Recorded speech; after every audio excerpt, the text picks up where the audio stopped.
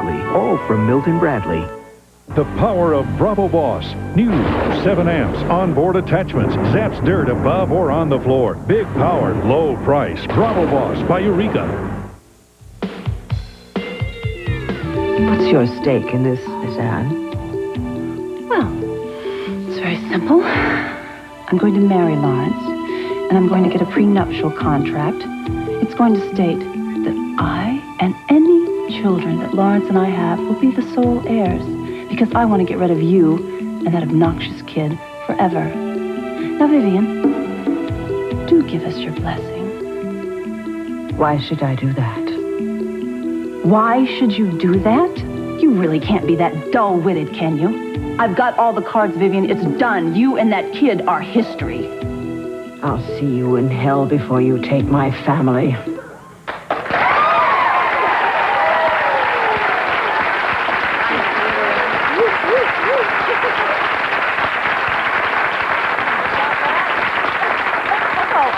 Watching that little clip reminds me I haven't heard from my husband's mother in a while. Anyway, we're back, and we are talking to the bad girls of the soap. And now I would like you to welcome the lady who is the editor of Soap Opera Weekly.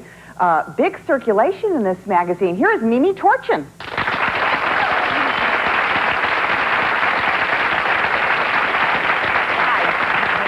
Your magazine has taken off, hasn't it? Yes, it has. Is there a bigger fan reaction to bad girls than good girls? Well, sure. I think that bad girls get to do a lot of things that other people would like to do and just don't have the nerve or the opportunity to do without going to jail, you know. Now, do you hear, in your magazine, do you hear from the readers and they write in? Oh, and they yes, tell you... we get hundreds of letters a week.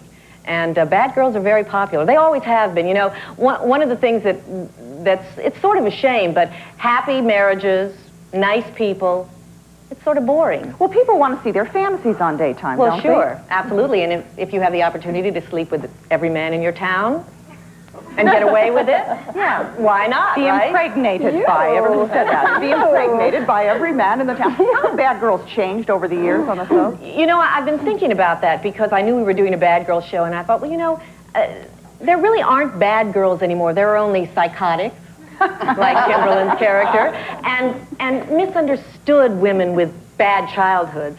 And I think that that's really sort of the way it's gone. But the more I thought about it, the more I realized it's not so much that the bad girls have changed as I think the viewers have changed. I think our perception has changed. We're so used over and over and over again to seeing people do the things that these bad girls do that it's not shocking anymore. And the other thing is that everybody is into psychology. So all the writers have been through analysis, so everybody is analysts. There's a reason for everything that everybody does now, so they're just not quite so bad. Now, you were nice enough to come up with little awards for all of these yes. ladies today, yes? Yes. Yes, Mimi's going to honor you girls. Yes. Okay, ladies. Now, here's what we're going to call you. I hope I can remember what they all were. Jess, Jill is the best fickle femme fatale on daytime. Thank you. You're so welcome. You deserve it. And Louise, I think Vivian is anti-mame on speed. She's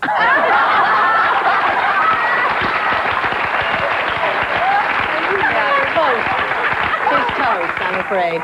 And, well, I mean, Kimberlin's was easy. I mean, the psycho nurse from hell. I mean, what else?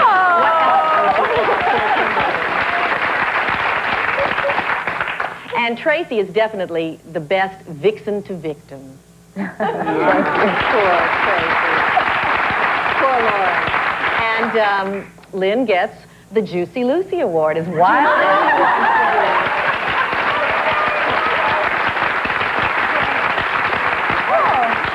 And these women are all sensational at what they do. They really are. They're yes, very they are special. hard-working gals. Soap opera actors in general. Very hard-working. What kind of viewer mail do you girls get? Do you read any of it? I do, every little piece. What kind of reactions It ranges. do you get? You get everything from I want to marry you, and I get nude pictures of men in jail, and No. you get everything, and then you do get a lot of people. You don't get those? Wow. I'm bummed. They're not writing to me and sending nude pictures. Juicy thing, I guess. Yeah. They're addressing those envelopes as we speak. Yeah. They don't even have. I'll send back What kind of mail do you? What kind of interesting mail have you gotten, Tracy? I think during the when I lost the child that I thought was mine to meningitis, I thought... It was yours. No, it wasn't. Yeah, it was the black market. No, it was yours. I actually got a lot of mail about women who had actually lost children.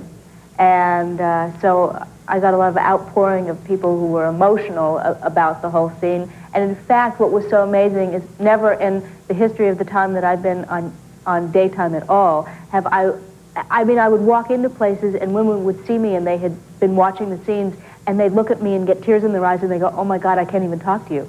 It was really odd, the reaction, not odd. I mean, it was just really nice that people felt so deeply for the character. So you really get both sides of the spectrum in your mail, yeah? All right, we're going to take a little break now, but coming up, the private lives of our guests and the chance for our audience to ask them some questions. We'll be back in a minute.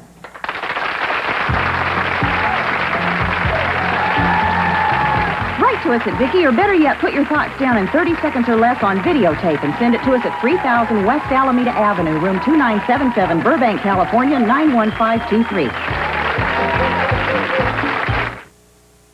I know plenty. I would do anything. I would give up my life for this man. If there even is a man. I can't imagine anyone loving a selfish, greedy bitch like you. Now get the hell out of my way! No, you are going nowhere! Oh, I would try it if I were you, Lauren. You see, I have a gun in my purse. There's no gun in your...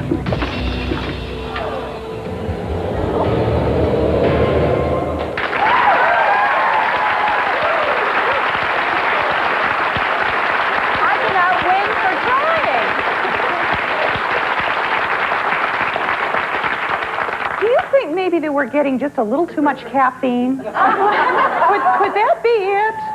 Hey, I never thought of that. You beat up on me. Do you have a comment, question? Well, I just wanted to say that Sheila on Young and Restless, I detested you. I'm actually watching you on Bold and Beautiful. That means I think you're a fabulous actress because I can't stand you. Thank you. I normally don't get involved like that. Normally, you don't get involved. No, I know. Who else had a question? I can't stand. Yeah. Thank you. This is for Lucy, or Lynn. The chemistry between you and Ken is, like, really good. And I was Frightening. Yeah. I was just wondering, is a lot of that ad-libbed, or is it... What do you think? Well, I think it's ad-libbed. Oh, yeah. The nice thing is the producers have blessed us with sort of this carte blanche to take a scene and really run with it. So they throw things at us, and we just put tags or punches or kisses in inappropriate places, and it seems to work. I love working with him. He is a gem. I'm so lucky. How much rehearsal time do you guys get for a scene? Well, that varies. I mean, you get to like run it once and that's it, or a lot of time. So do you do most of it like backstage together while they're setting up and that kind of thing? Hopefully. Yeah, we'll go in our dressing rooms and run lines together. See, we block tape. Yeah. So, I mean, we have no rehearsal during the day. You just tape. So whatever you're going to ad-lib or come up with, you have to come up with on your own before you get out there. Yeah. I have a question and a comment. The question is, when you ever get pregnant or are pregnant, well, is it easy for them to write it into the show, or is it hard? And my comment is for Sheila. I watched you on Young and the Restless and now on Bold and the Beautiful. If I can't be home to watch it, I tape it. Honestly, it's like her. I love to hate you on that show. Thank you. It's great. So Thanks. that was it. The pregnancy. I didn't know. Yeah. What about pregnancy? What do they do about that? Recently on Bold and the Beautiful, Catherine Kelly Lang, who's truly pregnant in life, they did write in the pregnancy. She had a beautiful little boy, Julian, but we don't know if she's having a boy or a girl yet on the show. She's still pregnant on the show? She's still pregnant, and we don't know whose baby it is. Tracy was pregnant. That's the whole reason this storyline went so crazy is I got pregnant in real life. So I had to steal a baby. Isn't that Which nice? is why my son doesn't play my son on the show. That's nice that they write all that in for you, though. Who had questions? Yeah. Sheila, Lauren, and Jill, we think you're all equally fantastic on The Young and the Restless. My question is for Jill. Do you and Catherine Chancellor... Jess, you mean? For Jill. I don't know. It's all right. Oh, for Jill. I answered it. For Jess, Jill. Do you and Catherine Chancellor get along in real life? That hideous woman? What? I love Jeannie. I love her more than... I'd rather work with Jeannie than anybody. Yeah, we get along very well. That's great. Thank you. You all get along so well with your cast. I can't believe there's not any dish. We're There's like got to be some family. dish, Mimi. Now, come on. I'll never tell. Do you know all that stuff? Of course. Like my who's business. not getting along with whom? Well, I know a lot of it, but we don't tell all of it. I mean, Bummer. but we do tell some of it. Yes. What is your question, sir? Stand up. I would like to ask any of the women to explain if they need to drop tears. Do they have a particular experience in life or a scene that they've always works for them? Yeah, do they put that junk in your eyes to make you cry, or do you really cry? For me, I thoroughly believe you can talk yourself into anything. If you're thinking of a dead dog, which works for some people, a dog you had when you were a child or something like that, that's great, but it doesn't work for me. I get into a scene and that's what I think about, so I don't think about what I'm supposed to be doing. You can talk yourself into anything. We do it every day. You can talk yourself into being depressed. You can talk yourself into being happy. You can talk yourself into being terribly upset. And if you called acting. Two girls are good at it. We're going to take a break. When we come back, we're going to see Tracy's son, Austin and the twins who play Scotty on The Young and the Restless, and we're going to take a look at the clothes and accessories that Tracy's designed for moms and their kids. Back in a mo.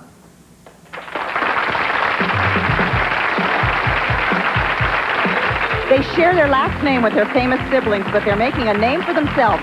Meet the brothers and sisters of Sylvester Stallone, Natalie Cole, Tony Danza, and Patrick Swayze on the next Vicki.